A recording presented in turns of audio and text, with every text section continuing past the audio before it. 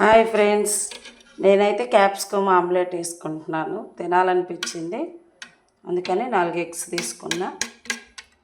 ఇక ముందుగా కట్ చేసి పెట్టుకున్నాం కదా, క్యాప్సికమ్ కట్ చేసి పెట్టేశానండి.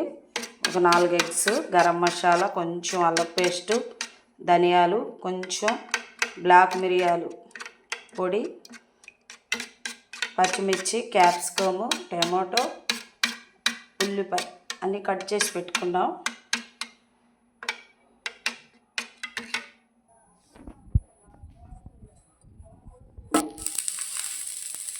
క్యాప్సికమ్ ముక్కలు ఇలా పెట్టుకోవాలండి. ఆమ్లెట్ దానిలో వేసుకుంటే చాలా టేస్ట్గా ఉంటుంది.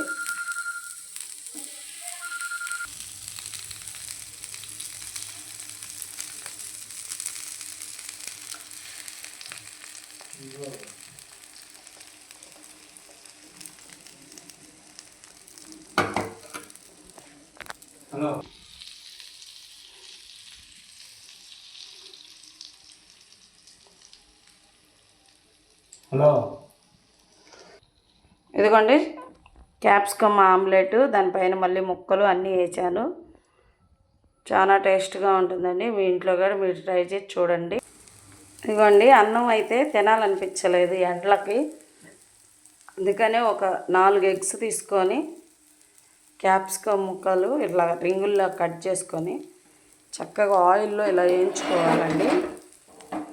చూడండి, చక్కగా వేగుతుంది. మనం బ్రెడ్లో కానీ చపాతీలో కూడా తినొచ్చండి.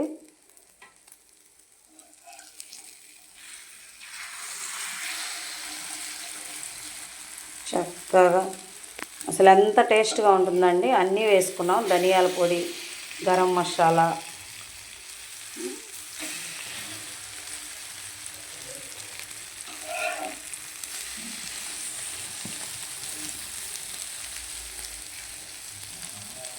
చూడండి ఎంత కలర్ఫుల్గా ఉందో. క్యాప్సికమ్ ఆమ్లెట్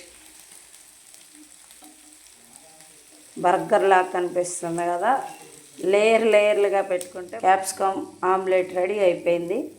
వేడి వేడిగా చూడండి, ఎక్కడ పచ్చి లేదు, చక్కగా రోస్ట్ లాగా వేగిపోయింది. టమాటా ముక్కలు, పచ్చిమిర్చి, క్యాప్సికమ్ ముక్కలు, మళ్ళీ సన్నగా ఆనియన్స్ ముక్కలు అన్నీ కట్ చేసి వేసుకున్నామండి మనం. చాలా బాగుంటుంది. ఈ విధానంతో మీరు కూడా మీ ఇంట్లో ట్రై చేసి కామెంట్ ద్వారా తెలియపరచండి.